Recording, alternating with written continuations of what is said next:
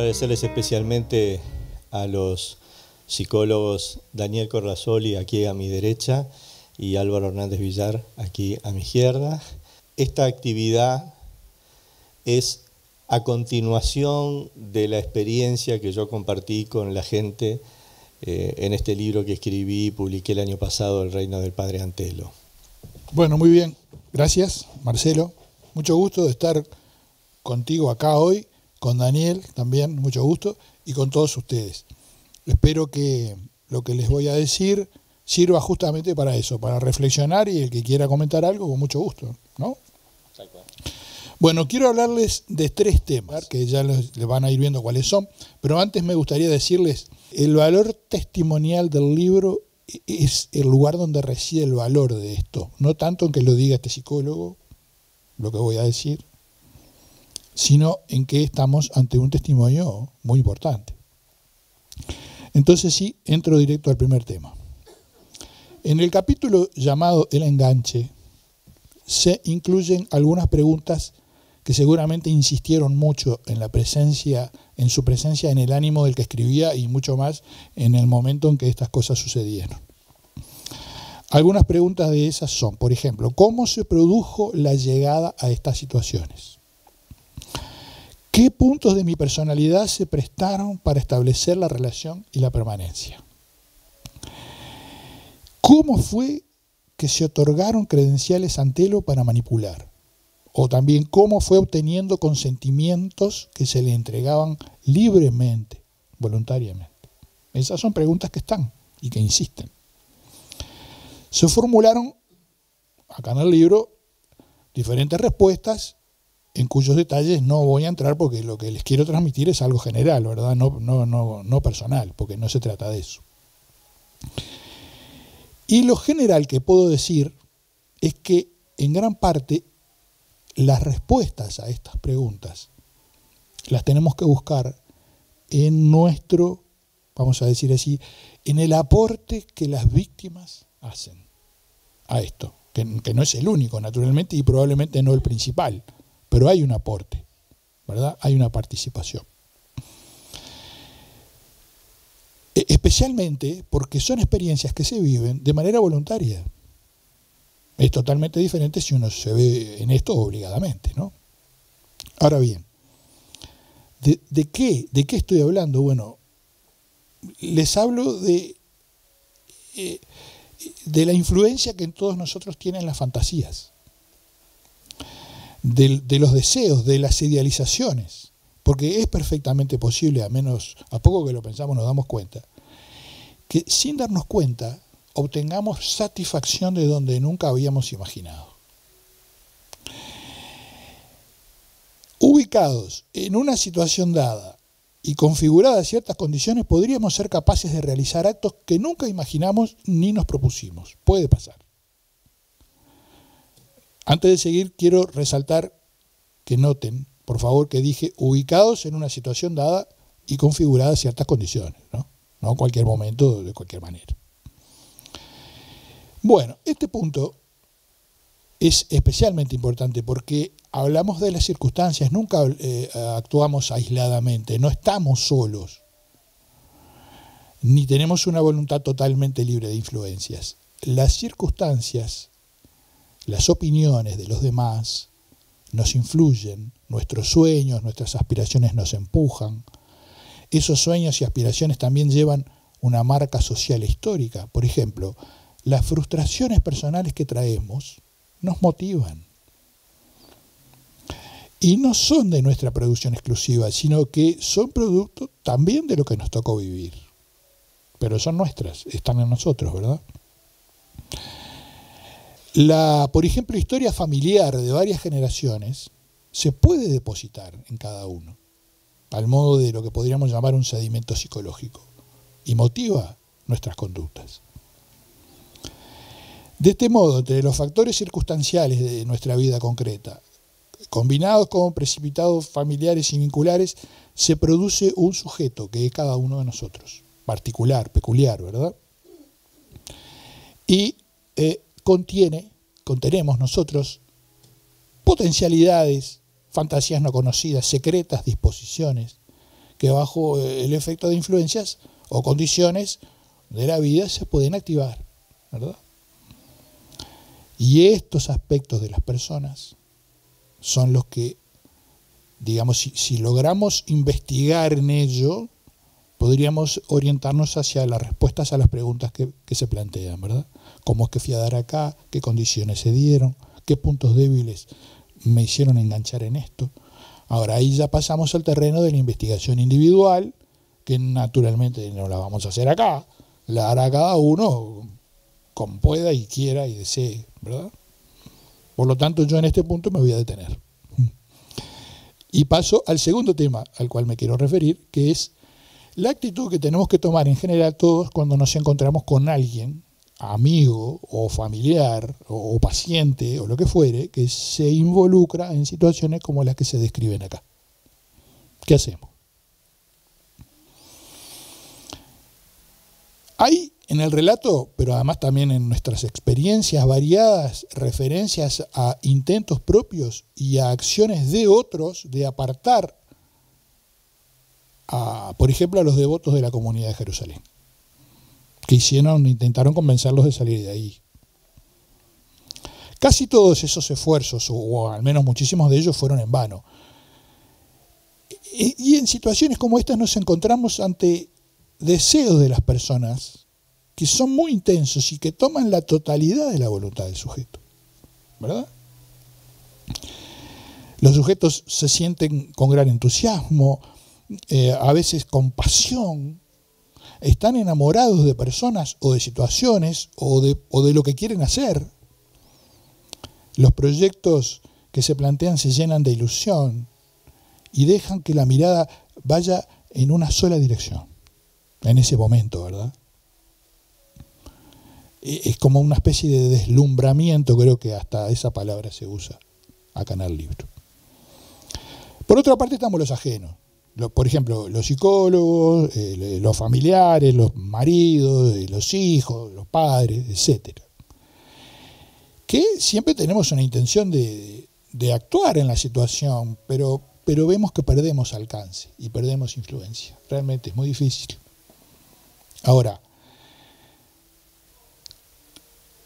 en esos momentos se configura una especie de lucha, ¿verdad? Porque por una parte están nuestras razones, nuestros motivos que exponemos con sinceridad, con justa apreciación, pero por otra parte están las pasiones del que está involucrado, están las ilusiones, está el enamoramiento, están impulsos irracionales, y eso tiene una enorme fuerza. Por eso es que generalmente fracasamos cuando lo intentamos, al menos durante una buena época, ¿no? Al resultar insuficientes estos intentos de torcer la voluntad de las personas, desde una mirada exterior, ¿verdad? Y al verse menoscabada en tanto la autoridad que uno cree que tiene sobre el otro, la capacidad que tiene de convencerlo, hasta ese momento creía que sí podía convencerlo, pero resulta que el otro lo hace fracasar. ¿Qué hacemos, no? ¿Qué hacemos?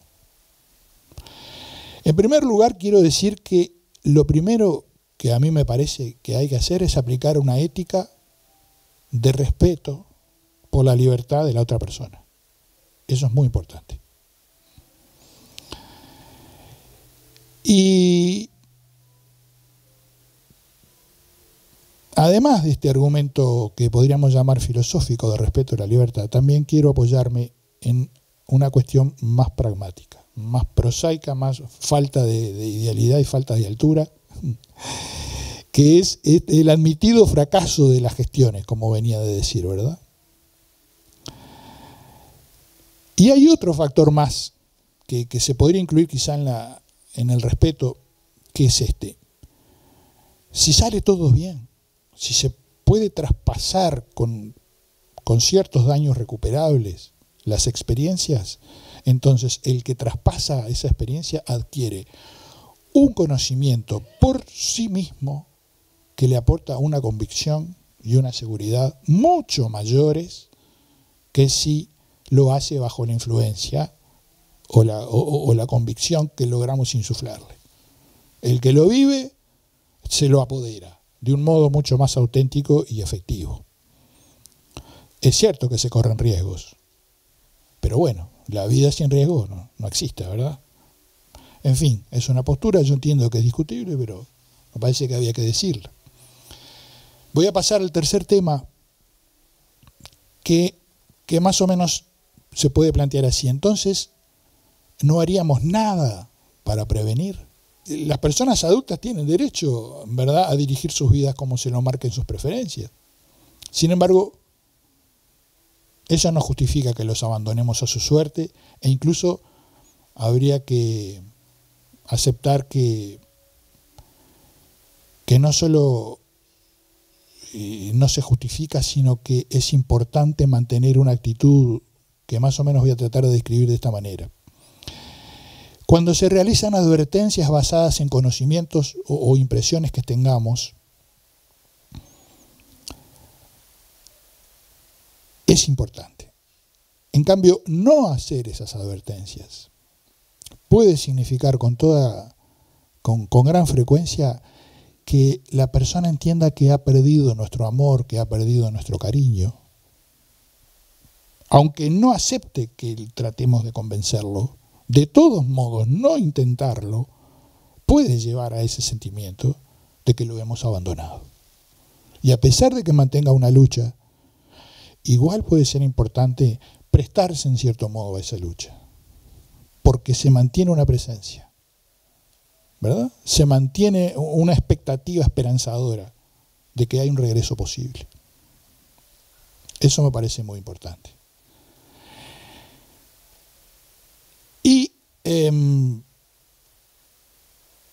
cada cual en esta tensión, porque también hay que mantener el respeto, como dije antes, ¿verdad? Y aceptar la humildad de que no podemos. Esa tensión. En esa tensión cada cual, sí, se la va a tener que arreglar como pueda. En cambio, hay algunas acciones preventivas que yo creo que se pueden tomar, más positivas, más proactivas. Pero ya entonces tendríamos que pasar del ámbito de lo individual al ámbito o al plano de las organizaciones. Porque ahí sí podemos actuar más directamente.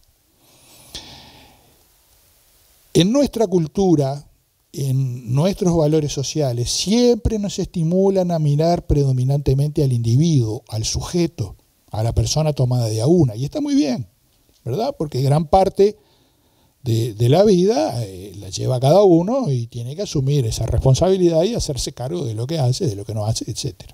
Toda esa parte está muy bien. Ahora, pero ¿y las instituciones? ¿No tienen algo en lo cual es importante intervenir, sobre todo en situaciones difíciles? Las instituciones, ¿no hay que interpelarlas? Y voy a decir rápido qué quiero decir con instituciones. Quiero decir la familia, el matrimonio, que tiene regulaciones sabidas y regulaciones ocultas, pero que influyen. En segundo lugar, también querría nombrar a la escuela primaria, la escuela secundaria, etcétera. Una institución poderosa, ¿verdad? Otra gran institución poderosísima es el Estado.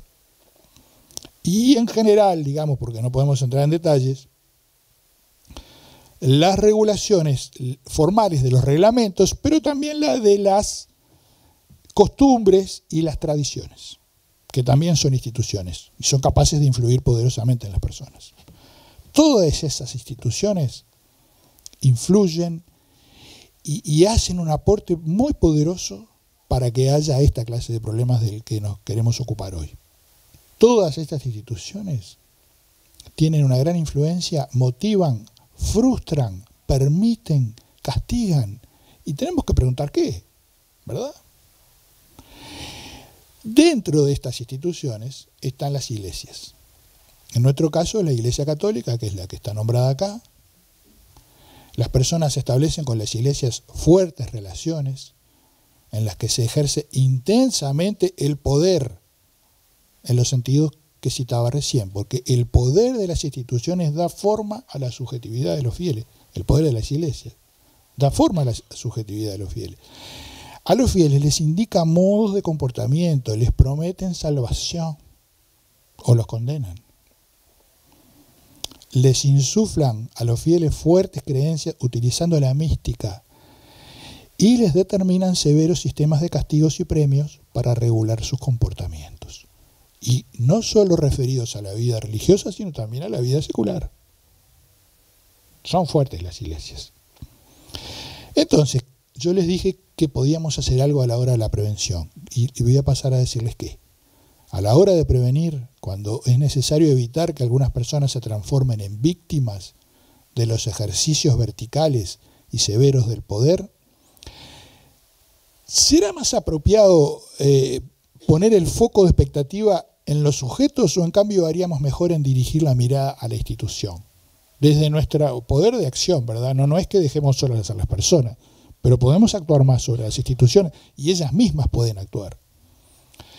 Porque si los hombres y las mujeres somos proclives a poner en juego algunas inclinaciones inesperadas, bajo ciertas circunstancias, y si comprobamos que hay modalidades de organizaciones o instituciones que estimulan dichas inclinaciones y se aprovechan de ellas, ¿seguiremos mirando a las personas como el centro de las acciones preventivas? ¿O esperaremos mejor que las organizaciones no estimulen ni se aprovechen de las debilidades de los humanos? Es verdad que no podemos vivir sin instituciones. Probablemente continuáramos siendo animales si no existieran. Las instituciones en general, las que nombré, ¿verdad? No solo las organizaciones, las instituciones, los valores. Ahora, en el plano concreto, si bien las iglesias no son las únicas que generan condiciones para que estas dificultades se produzcan, es decir, hoy hablamos de una iglesia porque es donde fue el escenario de todo esto, pero hay otras instituciones que también son capaces de ejercer gran influencia y muchos problemas. Hoy hablamos de la iglesia por esto. Sin embargo, podemos decir, aún no siendo especialistas, como no lo soy, podemos hacer las preguntas que venimos haciendo y también puedo hacer algunas sugerencias para terminar. ¿Qué son estas? Que haya apertura en lugar de clausura. Que haya horizontalidad en las relaciones humanas más que verticalidad. Que haya entusiasmo religioso en lugar de fanatismo. Que haya aceptación de las diferencias en vez de imposición autoritaria. Y sobre todo, claridad. Transparencia es una palabra muy usada hoy en día, pero no se aplica, me parece, acá, porque la transparencia deja ver mucho, todo, y hay derecho a la intimidad también, ¿verdad? Y a la privacidad. Pero claridad sí se puede decir, claridad en la realización de las actividades, que haya movimiento y dinamismo en el ejercicio de la autoridad, para que haya integración social, y para que las relaciones sean más de ida y vuelta, y para que puedan tener un alto contenido de libertad y de aceptación de las humanas limitaciones. Creo que si esto fuera posible que se aplicara, correríamos muchos menos riesgos de que se nos presentaran estos problemas. Bueno, eso es lo que quería decir. Gracias. Vamos a darle ahora la palabra a Daniel para que nos haga su visión, su exposición con respecto a estas historias y sobre todo a estas orientaciones que él va a dar desde su especialidad también en este tema. Hoy vamos a hablar del aprovechamiento de lo religioso para la manipulación y el abuso. Pero antes déjenme explicar un poquito desde dónde les estoy hablando. Yo comencé a formarme con los padres salesianos en Maturana, en primaria y parte de la secundaria. Seguí formándome junto a los padres jesuitas por 5 años en régimen de internado en el seminario interdiocesano. Además está decir que soy católico y que después seguí bajo la influencia en la parroquia y en la Universidad Católica de Lovaina del clero secular. Así que tengo un abanico de formación que me llevó, gracias al contacto con el especialista en psicología religiosa Antonio Bergot, a dar durante 13 años en la Universidad Católica y otro tanto en el Instituto de Teología Mariano Soler, la materia Psicología de la Religión. O sea que un poco desde ahí es de donde les estoy hablando. Creo que es de honestidad decírselos al comienzo. Quiero que hagamos algunas distinciones. En primer lugar está la fe. La fe no tiene nada que ver con estas cosas que vamos a hablar ahora de manipulación y de abuso. Que los líderes sectarios utilicen la fe para manipular gente es otra cosa. Pero hay gente que pasó por procesos de manipulación y abuso y sin embargo ha mantenido intacta su fe. La fe es otra cosa. La fe es una virtud teologal, es una virtud que viene de Dios como un don, que vuelve a Dios porque la fe está orientada para creer en Dios. Y por lo tanto, nada tiene que ver la fe con una segunda cosa, un segundo nivel, que son las religiones. Las religiones, podemos mencionar el Islam, podemos mencionar el cristianismo con sus variantes, el judaísmo, opciones menores, más chicas en cantidad de adeptos, como son los testigos de Jehová, los mormones, etc., son un nivel diferente del nivel de la fe. Dentro de esas religiones hay iglesias, como la Iglesia Católica, como la Iglesia Ortodoxa, como las iglesias reformadas, que nos ofrecen sistemas más o menos jerarquizados, más o menos organizados, para relacionarnos con la divinidad. Pero eso es distinto de la fe. Y hay todavía otro escalón más abajo, que son las religiosidades. ¿A qué me refiero con esto? A la manera, a la modalidad con que cada una de las personas vive lo religioso. Esto es particular, esto es todavía distinto de las religiones en sí, depende mucho de las prácticas religiosas de cada uno. Y hay religiosidades sanas, que son compatibles con una psicología normal o sana, y hay religiosidades enfermizas, sobre todo porque como la religiosidad es algo íntimo, muchas veces barremos como bajo de la alfombra los aspectos patológicos de nuestra vida y los dejamos en el rinconcito de la religiosidad, porque ahí nadie se mete. Nosotros no vamos a hablar hoy, por lo menos en lo personal, de individuos, de personas, porque esto no nos interesa. Vamos a hablar de conductas, de actitudes. A la persona hay que levantarla siempre. Lo que condenamos son sus conductas, sus actitudes. Este es un gran aporte al pensamiento moral que ha hecho el cristianismo. Jesús distinguió la persona de la conducta. Cuando la persona y la conducta están plenamente identificadas, caemos en la pena de muerte. Para terminar con la conducta, terminamos con la persona. Jesús hace un planteo completamente distinto. El que esté libre de pecado, que tire la primera piedra, nadie te condena, vete y no peques más. O sea, así como fuiste capaz de cometer el error, sos capaz de comportarte de otra manera. En otro nivel, ya vamos en un cuarto nivel, ¿verdad? La fe, que la salvamos, las religiones, las religiosidades, y caemos en un cuarto nivel que son las sectas. En particular nos interesan las sectas destructivas, las sectas que apuntan a la despersonalización del adepto. Dice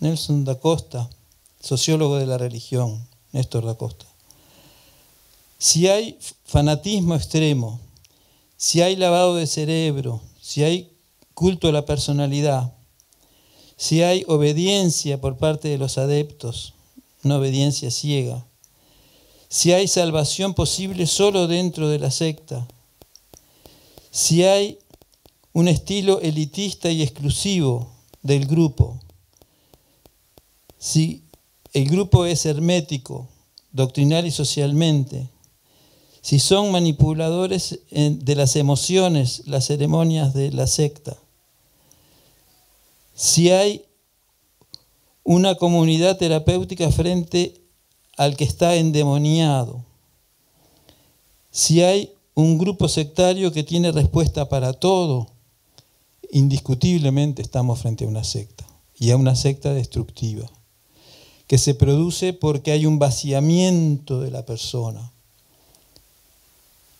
En principio, con la excusa de que se va a llenar con el Espíritu Santo.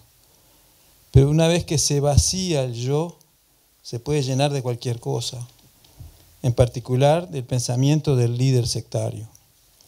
Entonces nos interesa un poco ver cuáles son las fases por las cuales pasa el líder sectario. Hay un primer nivel o una primera fase, porque después se vuelve para atrás. Es como las fases de la luna, ¿no? Se va pasando de una fase a la otra y después se vuelve a la anterior, que es una fase de seducción, una fase compatible con la neurosis. El líder sectario tiene una excelente comunicación, un excelente manejo de los tiempos en la relación con el otro, de las reacciones del otro, en la creación de un buen clima. Los integrantes de la secta describen esta relación con el líder sectario como impactante, llamativa, carismática. Entran en sintonía con el líder, quedan fascinados. La seducción no sería tan grave. Un buen profesor, un vendedor, también desarrolla estrategias de seducción. Pero el problema es que acá la seducción es nada más que un instrumento para la manipulación. Entonces ya pasamos a otro nivel, que no es meramente el de la seducción. Es el nivel de la psicopatía. Actitudes agresivas, cierta prepotencia, interrogatorios, conductas perversas, sadismo. Esto se da, analicen la secta que analicen. En todos los líderes sectarios se dan estas fases. El enorme poder moral y a veces también poder material que tiene el líder sectario con respecto de los adeptos. Primero es el líder. En algunos casos le llamamos a ese líder sacerdote. Además es el confidente.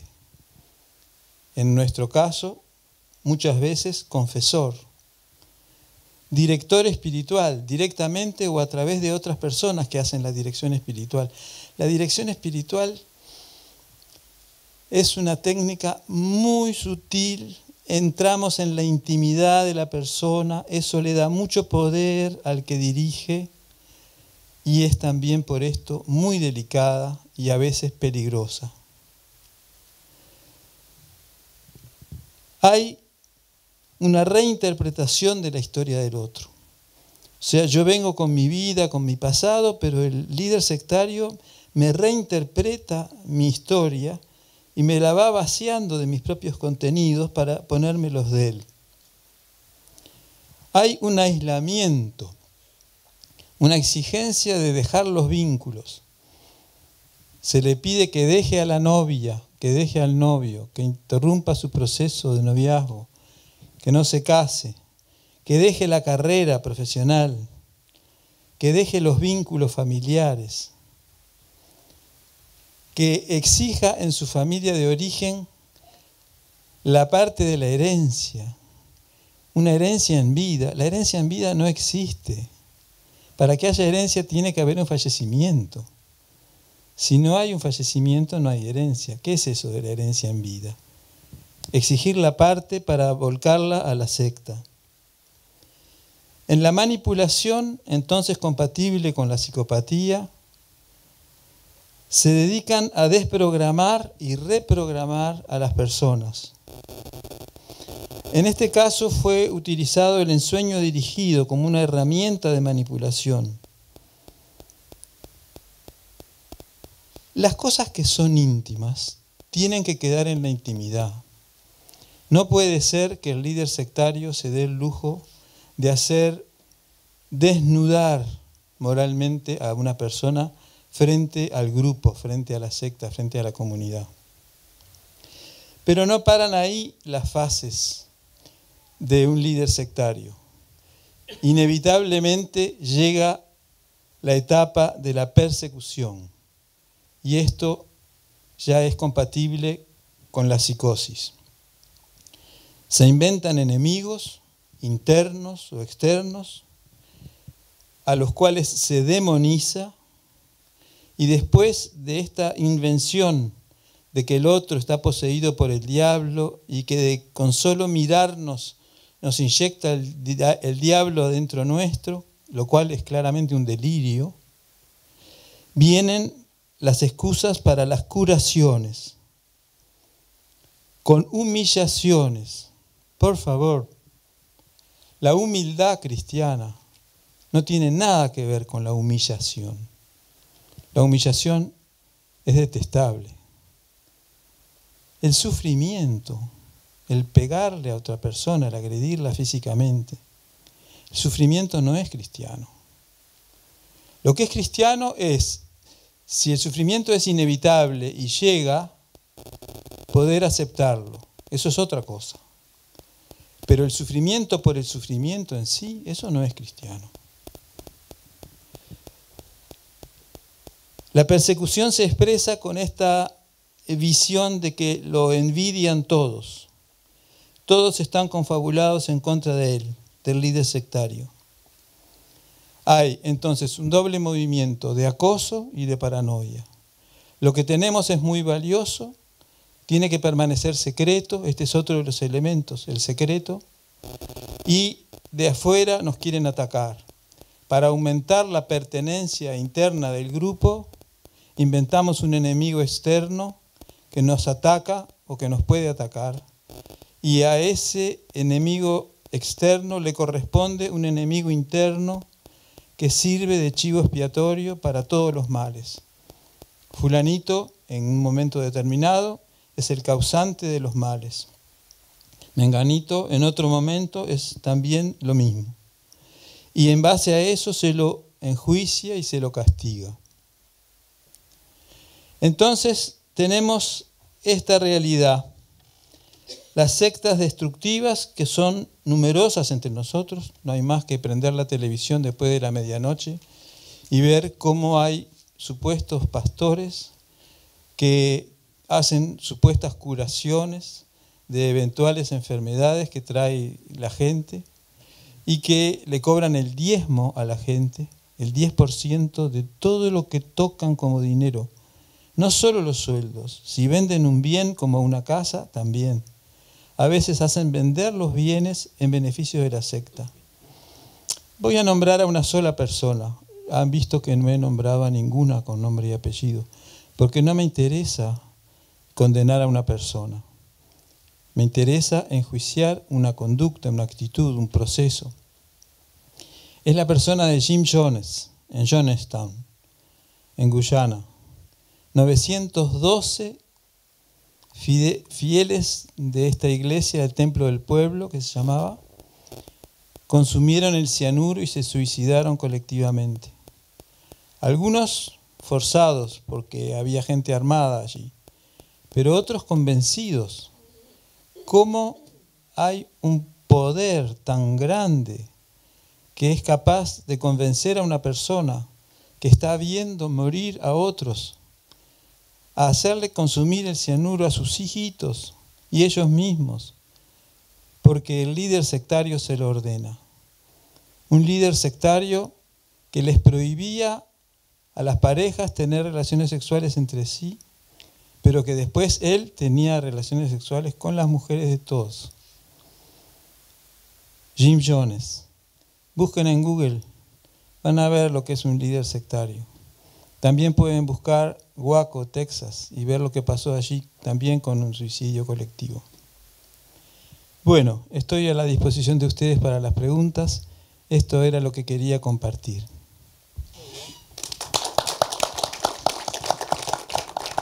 Buenas tardes, yo soy psicóloga, mi nombre es Alicia Mieres y me quedé pensando en lo que planteaba Álvaro sobre el tema de la libertad que tiene la persona para elegir.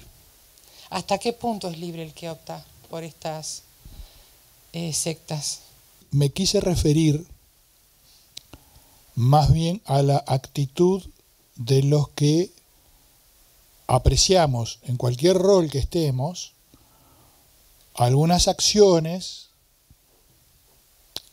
en las cuales la persona se va a involucrar y que son comprometedoras de su salud, de su seguridad, de su estabilidad personal. Y como principio que le llamé filosófico para entendernos rápido, creo que es importante que lo tengamos como un punto de referencia. Los demás, porque si bien a nuestro juicio se está metiendo alguien en dificultades severas, también es verdad que cada uno tiene el derecho de orientar su vida por donde prefiera. Algo a distinguir de esto es que las personas tenemos severas limitaciones para ejercer efectivamente nuestra libertad, porque sufrimos, como traté de demostrar, múltiples condicionamientos. Entonces, claro, uno dice, no, pero no está optando libremente. Y es verdad que no está optando libremente. Pero el que lo ve de afuera piensa eso. No es lo que percibe el que lo está haciendo. Por eso es que, a mi modo de ver, es importante intervenir para no dejar a esa persona en la soledad y en el desamparo, pero bajo el respeto de que el nuestro es un punto de vista, una opinión, y que hay un punto en el cual se termina nuestra capacidad, nuestra legitimidad, digamos así, para actuar sobre la voluntad de él. Que por supuesto excluyo de esto cualquier cosa que sea delito, ¿verdad? Intentos peligrosos de atentar contra sí mismo, contra los demás. No, todo eso no. Estoy entrando en el plano de las conductas que cada uno realiza, haciéndolas con ese grado posible de libertad, que naturalmente es opinable, porque uno puede cuestionarse severamente no, uno puede cuestionarse fuertemente, bueno, pero ¿y hasta dónde lo voy a dejar? Bueno, está bien. Ahí se produce una tensión, como traté de decir, entre lo que uno quiere hacer y el respeto a esa libertad que me parece importante mantener. Y es un punto de tensión, no es fácil resolver eso. Ni tampoco lo podemos resolver opinando, por ejemplo, yo como psicólogo, no. Cada uno tiene que ver en sus circunstancias, bueno, ¿qué hago? ¿Hasta dónde voy? ¿Qué quiere decir respeto por la libertad del otro? Bueno, yo lo manifiesto como un principio, pero hay que ver en cada caso, ¿verdad? Ese es un punto conflictivo, es tenso, es difícil. Y bueno, ahí ya no podemos seguir hablando en lo general, porque hay que ver la situación. El perfil de estas personas son personas que actúan de forma premeditada. Yo voy a hacer esto y hacen un plan, una planificación de cómo van a actuar para convencer a la gente, para manipular a esas personas, o son personas con una psicopatía. Y el objetivo que tienen es económico a veces y otras veces es otro, el simple poder, o siempre hay un perfil bastante similar en todos ellos. En todos los líderes sectarios se va dando un deterioro. Esa progresividad pasa de la fase de seducción a la fase de manipulación y a la fase persecutoria. Y después vuelve a la seducción. Por eso es tan desconcertante para los adeptos. Porque un día nos castiga, nos humilla frente al resto de la comunidad, nos rezonga o nos golpea, y al día siguiente estamos curados, somos salvos, Dios ha hecho milagros en nosotros, y aparece toda la fase seductora de nuevo. Pero hay una degradación del líder sectario, que se ve en el sadismo, que se ve muchas veces en el recurso al alcohol, a las drogas, en un grado mayor de utilización del otro, que tiene que ver con lo sexual, y es matemático. Lo vamos a encontrar en todos los líderes sectarios. Estas conductas aparecen siempre. El abuso sexual, el deterioro del otro, en esa conducta abusiva. Entonces yo diría, al principio quizás es nada más que seductor, pero ya va la intencionalidad de seducir para manipular, no es por la mera seducción. Y después de la manipulación se pasa a la fase siguiente cada vez con mayor gravedad. Y sí, hay una psicopatía, eso es claro, pero después de la psicopatía hay una psicosis. Piénsenlo en un líder político como puede ser Adolf Hitler. Seductor, consigue que lo voten, que lo elijan, manipula y después cae también él en la paranoia de que lo quieren atacar, etcétera, etcétera. Y llevó a consecuencias gravísimas a nivel social, político, de millones de muertes. Todos los manipuladores hacen un caminito muy parecido. Sí, hay una psicopatía y después una psicosis, que puede ser la paranoia. Hay un detalle, que hay una doble cara. Frente a algunas personas y frente a la opinión pública se muestra una persona impecable, pero en la intimidad y con el grupo más restringido aparece toda la perversión. Y esto me duele mucho decirlo porque hay personas que han sufrido este proceso. Es esquizofrenizante que una autoridad con mucho poder moral un día nos dé una orden y al día siguiente nos dé la orden contraria. No cualquiera puede emitir una trampa de doble lazo. Los mensajes de doble trampa los tiene que emitir alguien que tiene mucha autoridad moral sobre la víctima. Y esta es la situación que importa. Porque que alguien nos diga hoy una cosa y mañana otra, si no tiene una autoridad moral muy grande sobre nosotros, no nos produce este efecto esquizofrenizante. Pero alguien que tiene mucho poder moral sobre nosotros, que nos desconcierte así, de un día para el otro, nos hace mucho daño psicológicamente. Él habló de que el líder negativo llega a un vaciamiento del ser humano una vez que lo sedujo y llegó a tal intimidad en cuanto a la conducción espiritual y lo demás, que lleva a conocer hasta lo más recóndito de esa persona, en general joven, y vulnerable a los efectos de esa persona que lo deslumbra, a pesar de la inteligencia y de ser en general seres que no son bobitos que encuentra por ahí, seres que tenían una vida o un noviazgo o una carrera o lo que fuera, una familia los desprende de todo, los despoja de todo su interior y los rellena con toda esa maldad y esa perversión propia. Como madre de 4 jóvenes, le pregunto, Daniel, una vez que ese círculo, si Dios lo permite, se rompe y la persona sale de ese maldito círculo, ¿cómo vuelve a llenarse de su yo, de su propia autoestima, de todo eso y vuelve a tener una vida saludable. ¿Es posible que sea 100% saludable y que se revierta totalmente esa situación? Gracias por la pregunta. La respuesta en síntesis es esta: hay que ayudarla a restablecer los vínculos.